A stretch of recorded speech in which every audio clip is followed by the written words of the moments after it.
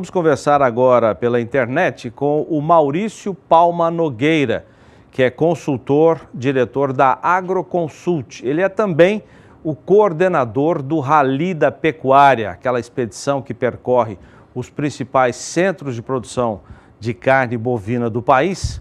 Serão mais de 60 mil quilômetros a partir de segunda-feira agora, dia 18. Vários estados estão inseridos no mapa do Rally. Mas o nosso primeiro assunto com o Maurício, que está em São Paulo, ainda são os reflexos da greve nas estradas dos caminhoneiros para o setor de produção. A Agroconsult divulgou, logo depois da greve, ou ainda sem a definição da greve, os impactos para o setor, alguns setores mais afetados, outros menos, como a pecuária. Mas vamos conversar com o Maurício para a gente saber das novidades. O que foi feito depois desse estudo que vocês divulgaram? Maurício, bom dia. Bom dia, Zaidão. Prazer estar aí com vocês. Ô Maurício, as coisas começam a se acomodar agora? Então, ainda está um pouco confuso, né, que não estamos conseguindo acertar lá a negociação dos preços de tabela, né, que para a gente não faz muito sentido você ter um preço tabelado de frete, porque o mercado acaba redefinindo, né, e então ainda está um pouco confuso, a gente não sabe quanto de embarque, quanto de insumo está sendo comprometido, mesmo que os produtos circulem, os preços ainda não se acomodaram, então nós temos um impacto que ainda vai ter que ser avaliado com mais calma, né? Mas o pior momento provavelmente já passou, que foram aqueles dias que cargas perecíveis não andaram ou ficaram paradas na estrada e comprometeu exportações, comprometeu insumos que chegam nas fazendas, né? E aí quanto mais perecível é o produto, então hortícolas, frutas, leite, né, e o frango, que é muito sensível, foram as cadeias produtivas mais impactadas, né? E as outras a gente vai ter que calcular aí o tamanho do impacto. Esse tabelamento de preços do frete está sendo questionado por produtores de vários estados. Ontem a CNA protocolou a sua ação também, alegando que é inconstitucional e que esse tabelamento prejudica a classe produtora. Esse impasse... Prejudica... pois não. Prejudica mesmo, né, Zaidan? Porque, primeiro que tabelar é controle, né? E aí nós estamos falando de leis do mercado que começam a ser comprometidas, né? O pessoal tem a opção de contratar mais barato um frete e acaba tendo que engolir uma tabela, né? Então isso provavelmente não vai acontecer. Nós vamos ter um desfecho bem complicado desse assunto, né? É um retrocesso. A gente entende, quando a gente avalia a situação, a condição dos caminhoneiros, a gente entende que o setor realmente está numa situação bem complicada, mas a solução não passa por aí. Então, as entidades, né, elas estão certas mesmo de questionar aí a legalidade ou mesmo a viabilidade de implementar as tabelas. A gente sabe que os caminhoneiros têm um ponto em questão que precisa ser resolvido, né, a situação deles é complicada, mas eu acredito que as soluções passam mais por médio e longo prazo, principalmente enxugando a carga do Estado, né, um Estado pesado, difícil de administrar, com uma carga de impostos muito grande, né, se tudo isso fosse sendo resolvido ao longo do tempo, aí sim a gente teria uns valores de mercado um pouco mais factíveis, né, tanto para o diesel como para a logística do Brasil aí como um todo, né. Maurício, vamos lembrar o seguinte, recentemente você deu uma entrevista para o Walter Pulga, em São Paulo, dizendo que, como reflexo ainda dessa paralisação, o preço do frango chegaria muito alto para o consumidor. E agora nós estamos vendo realmente o preço da carne de frango subiu muito no varejo. E você disse para o Pulga que os preços do boi, arroba do boi, subiriam também para o produtor, atrelados a essa alta do frango. Você ainda tem essa expectativa, Maurício? Com certeza, o Zaidan, a gente acredita que ela vai, que o mercado, o frango subindo, vai dar sustentação para o preço do boi, né? Para o preço da carne bovina, primeiro, né? Isso vai remunerar melhor aí os frigoríficos, que também vão acabar competindo num patamar mais alto de preço do boi. Agora, é preciso frisar, Zaidan, que o timing que as coisas acontecem não é o mesmo, né? Então, o frango, o efeito é imediato, né? E no boi, você tem toda a indústria se reestruturando, né? Aquele gado que ficou no pasto, o frigorífico sabe que o produtor está numa situação que precisa tirar, então hoje você ainda sofre uma pressão, mas a gente acredita que a hora que normalizar, que as carnes forem sendo repostas nas gôndolas e a exportação normalizar, que ainda não está normal, aí sim o preço do boi começa a reagir. Lembrando também que nós estamos num momento de pressão, né, natural.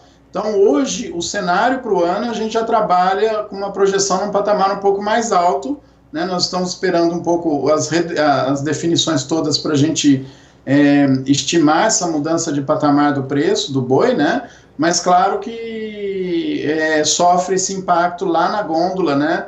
Da relação entre o preço que se paga na carne bovina e o preço que paga na carne de frango. E o frango também a gente precisa entender, né? Daquela toda a mortalidade de frango, todo o comprometimento, a gente ainda precisa entender que fase da produção do frango foi afetada, né? Se foi lá na produção de ovos, de pintinho, quanto que foi, né, que estágio que esses animais estavam na granja quando morreram por falta de comida ou foram abatidos, né? Então, a gente tem que ver se o impacto maior se estende durante 45 dias a 60 ou se isso vai até 90, 100 dias. Ô Maurício, vamos falar do milho agora. O milho reverteu, teve uma reversão de preços, né? Estava muito alto, agora nos últimos dias apresentou queda. Como é que fica para as intenções de plantio? Vamos falar do produtor de milho. E como é que fica a questão de preço também para quem depende do milho, como é o caso dos avicultores e os que vão confinar bovinos no segundo ciclo este ano? Zaidan, a questão do preço do milho, a gente vive aí um momento complicado, né? Então você tem a quebra de safra no Brasil e na Argentina, assim como a alta do dólar, né, o que também está um pouco confuso, qual que é o cenário do dólar, né? Então tem gente até apostando num patamar de dólar bem mais alto. Então tudo isso depõe a favor de uma alta no preço do milho. No caso do momento, a gente também esperava um momento de oportunidade, justamente porque a demanda está se ajustando. Então, no primeiro momento, todo mundo queria milho, né? Eu estou falando pós-greve dos caminhoneiros, né? Além de outros insumos, esses insumos não se deslocavam, então o preço subia. Nesse segundo momento, a hora que começa a circular, você tem um impacto todo causado pelo frango e pelo suíno, que diminui o consumo, né? Justamente porque uma parcela considerável das aves morreram ou acabaram não sendo alojadas, então toda aquela questão. Então o preço cai agora por um desequilíbrio de oferta e demanda, mas eu acredito que à medida que o cenário se estabilizar, a gente vai entrar numa curva normal de acordo com os fundamentos, aí impactados entre o que tem de milho no mercado, o que tem de demanda interna e a viabilidade de exportação. Então o milho brasileiro ganha competitividade se o dólar subir, mas a gente precisa ver quanto que é capaz de tirar do país por logística, né? E no assunto, no caso dos confinamentos, Aidan, a gente tem trabalhado com uma análise bem mais holística da situação. Então, não é simplesmente o resultado do confinamento que a gente trabalha nas projeções. Você tem toda uma questão envolvida de pastagem, que a área está diminuindo, embora estudos que têm sido divulgados com um pouco de viés ideológico aí, falem o contrário, mas a verdade, pelos próprios dados que eles geraram, mostra que a área de pastagem está caindo, e se a pastagem está caindo, o produtor tem que fazer alguma coisa, porque a carga de animais nas fazendas está aumentando. Então, no período seco, ele precisa confinar. O que a gente vê que oscila, de fato, entre um ano com perspectiva favorável e desfavorável, é o pacote tecnológico. Então, num ano ruim, que ele está incerto, com medo, né, esse animal, às vezes, não vai para um confinamento grande, mais técnico, né, principalmente aí os boitéis ou quem compra o boi magro, mas quando ele fica numa determinada propriedade ou vai para outra, ele acaba tendo que ir para o coxo, né, com um pacote tecnológico melhor. Isso, claro, influencia o resultado tanto da fazenda, que tomou essa decisão, como do mercado como um todo. Maurício, vamos falar do Rally da Pecuária. O retrato ou as várias fotografias do confinamento, do pacote tecnológico, com certeza serão, assim como já aconteceram nas edições anteriores, serão tema do Rally da Pecuária 2018, que começa segunda-feira. As equipes já saem a campo para mais de 60 mil quilômetros estados brasileiros, segunda-feira. A sua expectativa para esse Rally deste ano, Maurício? Zaidan, a gente tem trabalhado muito a questão, né, que você mesmo comentou aí. A gente analisa os impactos do Rally nos produtores, do cenário nos produtores. Via Rally a gente consegue pegar essas informações, analisa e devolve, né, tanto pela internet como nos eventos que a gente faz.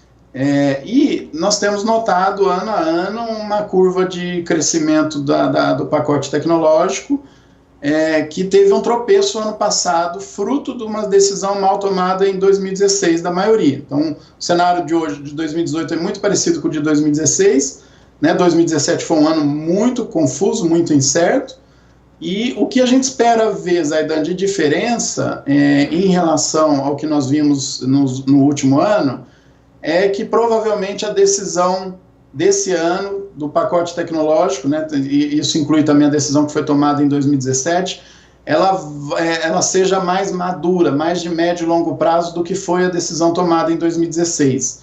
Então, na prática, eu acredito que a gente vai ver uma retomada aí do crescimento tecnológico, que o ano passado deu uma caída. Só uma consideração com relação ao Rally, que muitas vezes o pessoal confunde o que a gente divulga. Os dados que a gente divulga, as projeções de confinamento, tudo que a gente fala de pasto, de tecnologia, não sai da cabeça da gente, não sai do que a gente acha que é certo ou não, né? Embora a gente reforce com a nossa opinião que a gente julgue o caminho mais interessante aí para o produtor. Mas tudo que a gente tem divulgado, ela vem justamente da compilação do que os produtores nos responderam, né? Então, nós estamos pegando informação daquele público, né, estatística, preservando a fonte, evidentemente, ninguém sabe o que cada um respondeu, e analisando e devolvendo em análises, avaliando a tendência, né, o que está acontecendo no campo de fato. Então, muitas vezes a gente apresenta esses dados do Rally, fala do pacote tecnológico, dos níveis de produtividade, e a gente é questionado, como se isso saísse da nossa cabeça, que a gente que está simplesmente falando que isso está acontecendo. Isso foi captado em pesquisa. Tá certo.